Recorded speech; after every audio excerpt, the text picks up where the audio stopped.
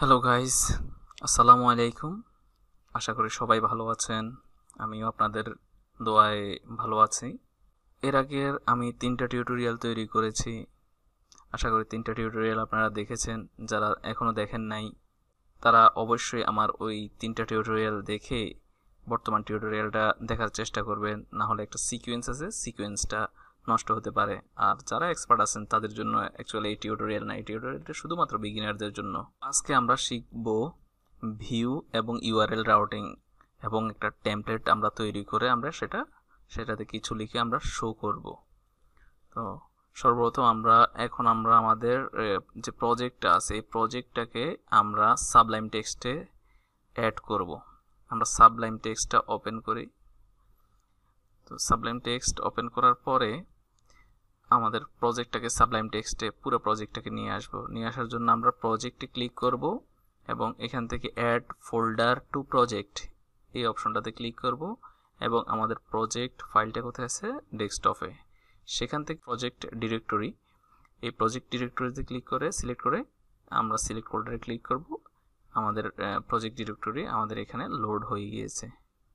Web apps আর social app এটা হচ্ছে আমাদের অ্যাপ্লিকেশান।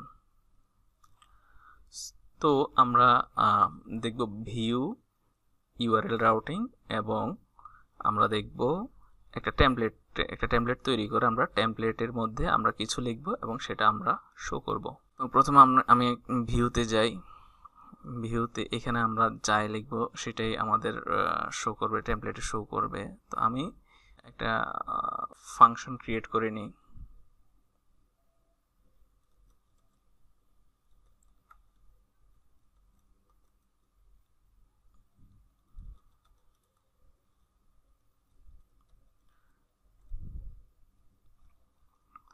তো আমি এখানে যে রিকোয়েস্টটা আসবে, রিকোয়েস্টে যেটা আসবে সেটা এখানে রিটার্ন করবে।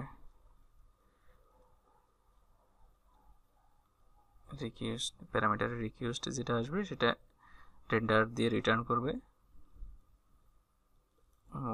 কি আমরা রিটার্ন করব, আমরা একটা home.html আমরা একটা html ফাইল আমরা রিটার্ন করব। অর্থাৎ আমরা একটা html ফাইল আমরা শো করতে যাচ্ছি। এখানে আমরা ছোট একটা ডিকশনারি আমরা দিয়ে রাখতে পারি। একটা ডিকশনারি দিয়ে রাখলাম, সমস্যা নাই। এখন আমাদের কাজ হচ্ছে আমাদের যে home.html এটা হচ্ছে আমাদের টেমপ্লেট। এখন আমাদেরকে আগে টেমপ্লেট তৈরি করতে হবে। আমরা টেমপ্লেট তৈরির আগে আমরা আমাদের ইউআরএল এর মধ্যে এই টেমপ্লেটটা এবং আমাদের অ্যাপ্লিকেশনটা সেট করে দিয়ে আসি। তো ইউআরএলটা কোথায় আছে, আমাদের ওয়েব অ্যাপসে ইউআরএলস আছে। সেই ইউআরএলসের মধ্যে আমরা আমাদের ওয়েব অ্যাপ্লিকেশনটা এখানে সেট করে দিব।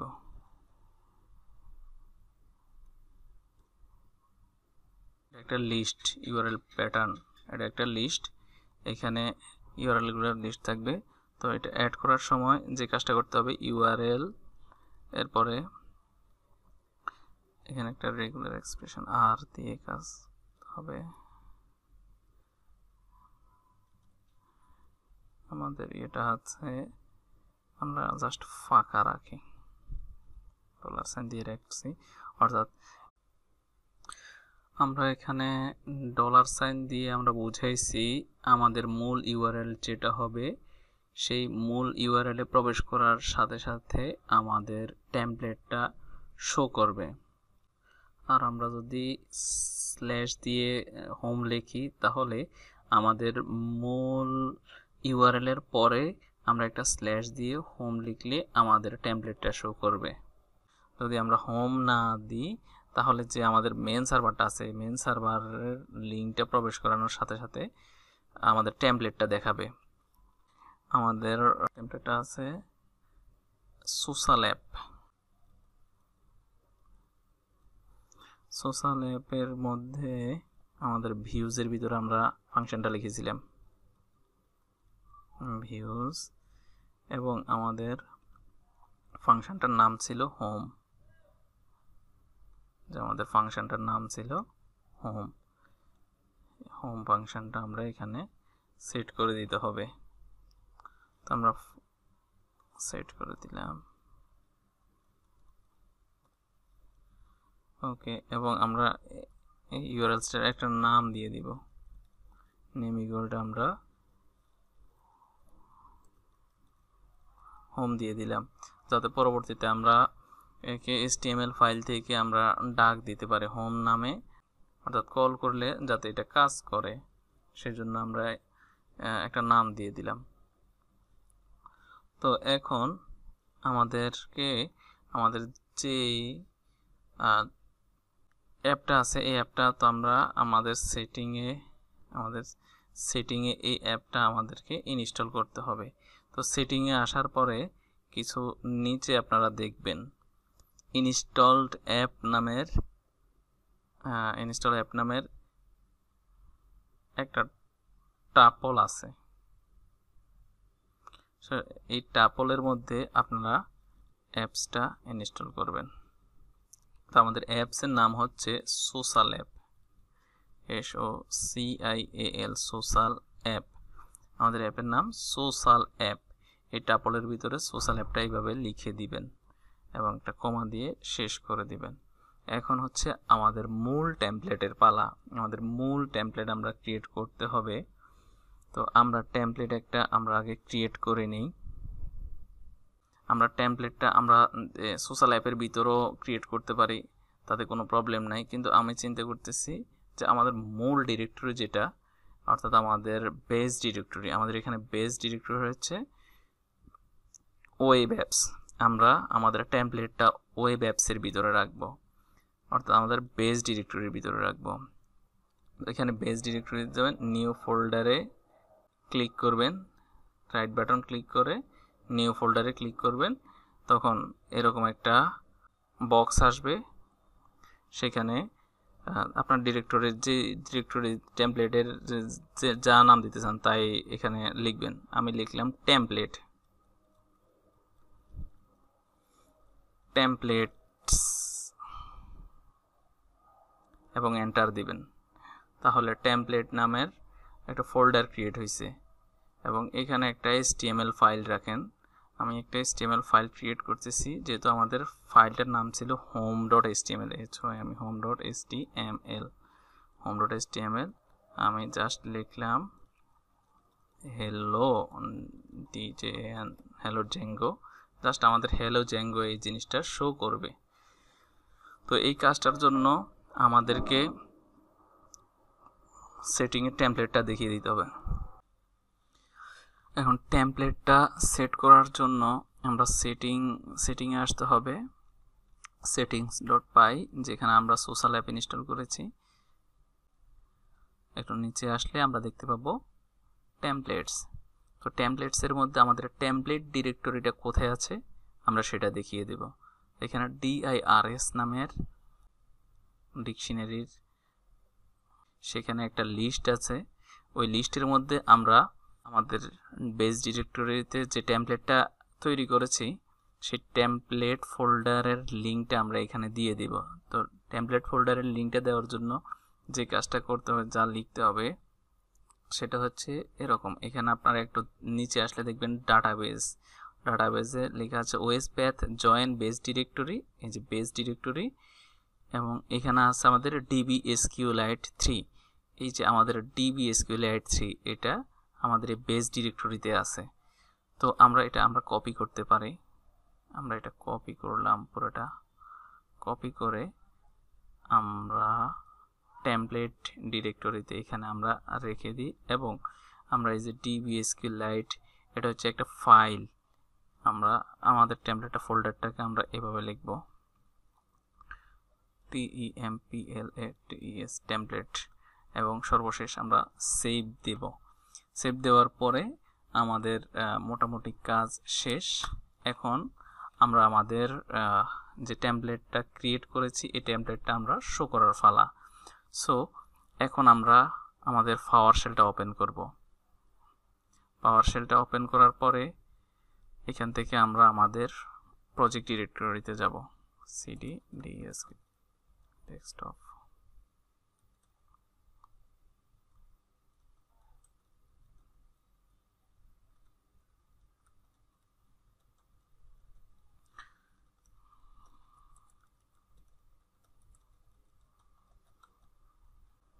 সময় নিচ্ছে।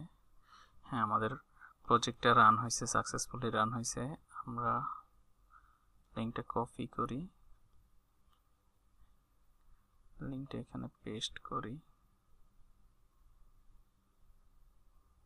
এবং পেস্ট করার সাথে সাথে আমরা টেমপ্লেটের মধ্যে যা লিখেছি হ্যালো জ্যাঙ্গো, সেই হ্যালো জ্যাঙ্গোটা আমাদেরকে এখানে শো করছে। যে হ্যালো জ্যাঙ্গো, হ্যালো, আমি যদি বলি হ্যালো হাবিব, তাহলে এখানে হাবিব শো করবে, হাবিব শো করছে। এখন আমরা ইউআরএল এর মধ্যে আমরা এইভাবে লিখেছি। আমরা যদি লিখি ইউআরএল এর মধ্যে এরকম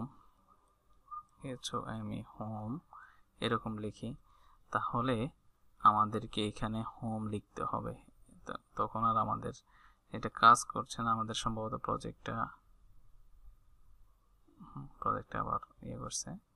এখন দেখেন আমাদের দুইটা এলিমেন্ট আছে, সেটা হোম এবং অ্যাডমিন।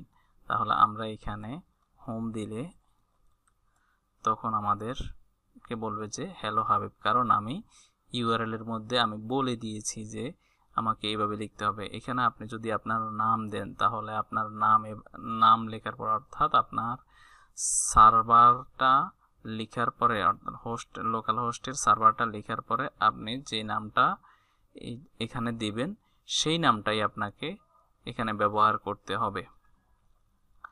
তো এটা হচ্ছে আজকে এতটুকু পর্যন্ত দেখালাম। আমরা কাজ করি, আমরা হোম না লিখে আমরা সরাসরি আমাদের বেস ডিরেক্ট মূল সার্ভারের মধ্যে আমরা এটা একটা home.html-টা আমরা রাখবো। তো সেজন্য হোম তখন আর কাজ করবে না। আমরা আমাদের এটা দেখি এখানে কি, হ্যাঁ লোড হয়েছে। আমরা হোম রাখবো না, হোমে এখন কিছু নাই। হ্যাঁ, এখন হ্যালো হাবিব।